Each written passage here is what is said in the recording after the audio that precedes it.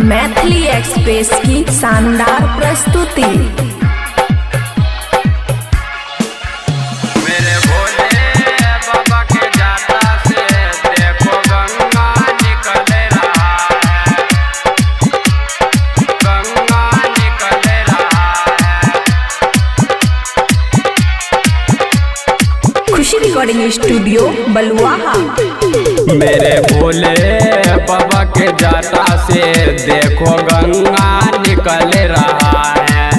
मेरे भोले बाबा के जाता से देखो गंगा निकल रहा है।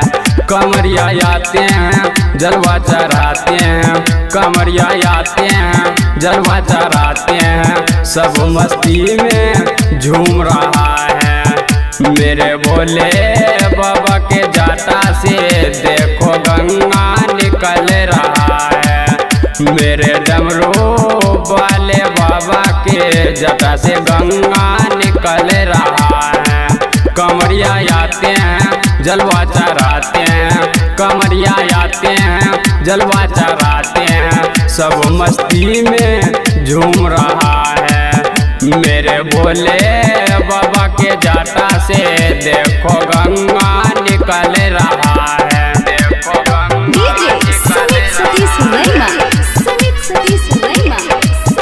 भोले बाबा के जाता से देखो गंगा निकल रहा है।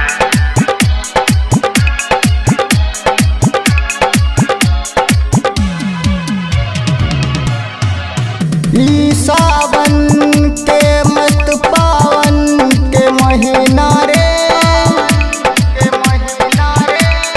ई सावन के मस्त पावन के महीना रे,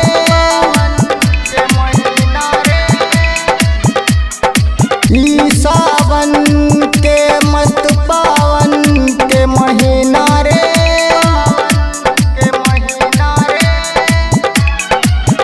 ई सावन के मस्त पावन के महीना रे,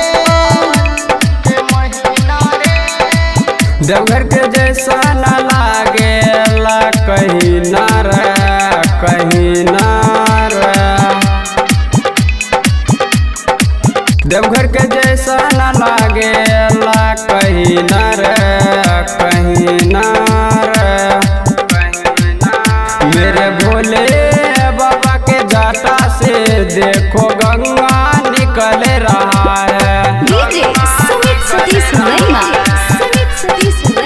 मेरे भोले बाबा के जाता से देखो गंगा निकल रहा है।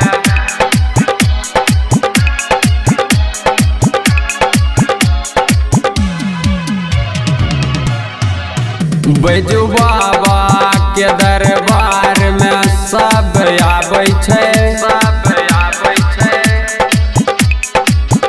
बैजू बाबा के दरबार में सब आबै छै, सब आबै छै।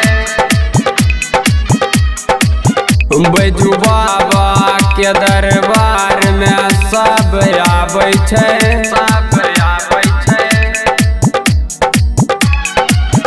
बैजू बाबा के दरबार में सब आबै छै, सब आबै छै। बोलबम बोलबम बोल के जलवा चढ़ाबै छै, जलवा चढ़ाबै छै। चंदन सोनू संदीप दिलखुश के गाना चल रहा है, चल रहा है। मेरे भोले बाबा के जाता से देखो गंगा निकल रहा है। मेरे भोले बाबा के जाता से देखो गंगा निकल रहा है। खुशी रिकॉर्डिंग स्टूडियो बलुआहा।